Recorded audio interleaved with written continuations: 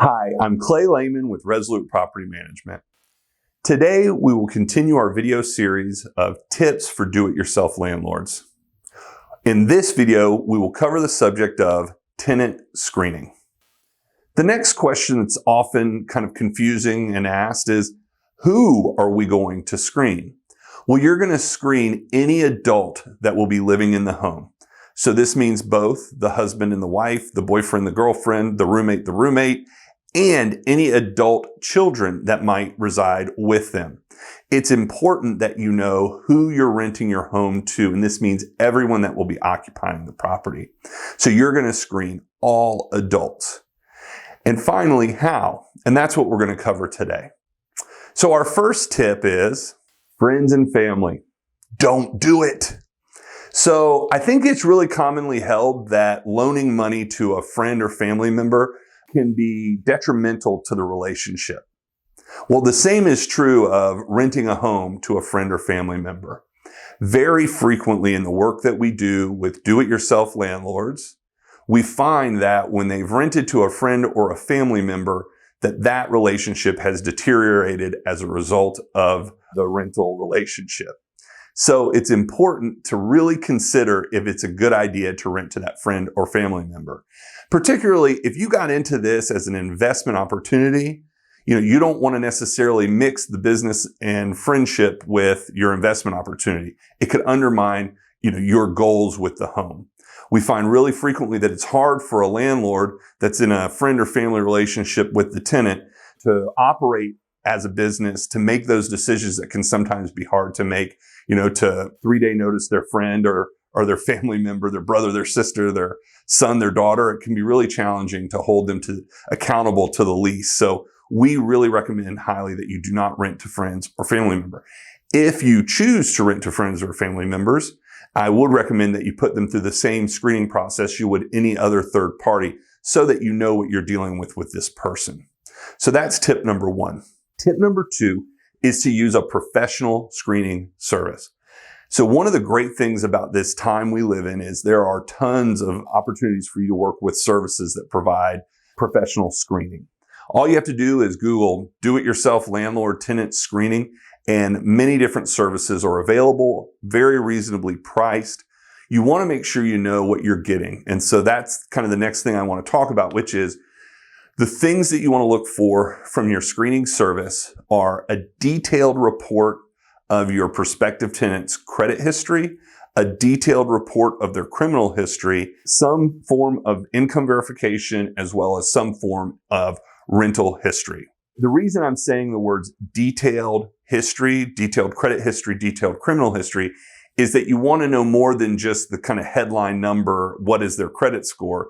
You want to be able to look at what has contributed to their credit score. Because you may have someone that has a higher credit score, but all of their dings come from residential related issues like they don't pay their rent, versus someone who doesn't have as high of a credit score but always pays their rent. So you want to be able to look at these nuances. And the same is true of the criminal history. And we're going to talk a little more further on about fair housing and how that enters into your tenant screening. But you want to know the detailed history and not just whether or not there are certain crimes on a person's criminal history.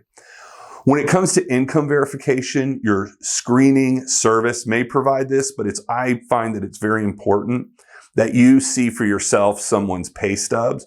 So I always make it a point to request at least 2 pay stubs from a person so you can establish that they have sufficient income.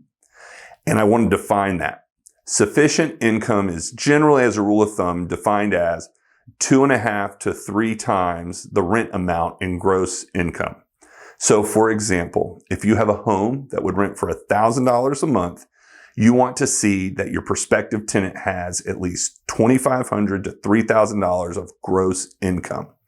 And I like to see 2 pay stubs so I can see a continuation of that income.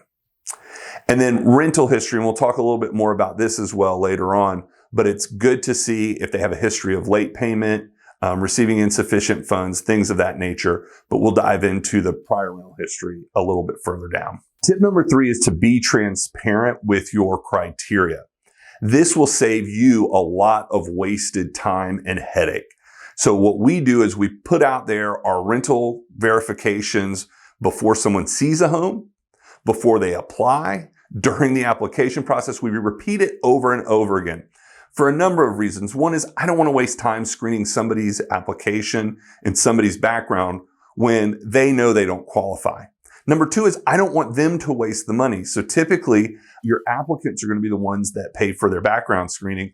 I don't want them to waste their money if they know that they don't meet our criteria. You'll be surprised how many people sign up or apply, and then you do their background screening and it's clear that they don't meet the criteria, but at least you'll know that you've done everything you can to warn them off of submitting an application. I encourage you to be transparent throughout the process with what your criteria are. Previous Landlord. Man, they can be a source of great information. So I encourage you, even if your screening system or your screening company does a landlord verification, I encourage you to reach out directly, landlord, to have a conversation with their previous landlord. Because, what we typically do is we'll send a previous landlord a questionnaire that asks, how many times were they late? Did they damage the unit? Were there any issues with this tenant? And that's really valuable information. But we find that when we actually speak with the previous landlord, things can come out that maybe didn't fit the criteria of the questions we asked. So it's always great to speak with the previous landlord. So those are our tips for screening your tenants. It is an exciting time. You've received that application. It's time to hopefully move somebody in, but you want to make sure you know who you're dealing with. You want to make sure that you have mitigated your risk. You want to make sure that you have complied with fair housing laws, and you want to make sure that you've done everything you can to make sure you're moving a good tenant into your home. Again, my name is Clay Lehman. I'm with Resolute Property Management, and we make these tips for do-it-yourself landlords on a regular basis. So I would encourage you to subscribe to our channel if you found this valuable. Thank you so much.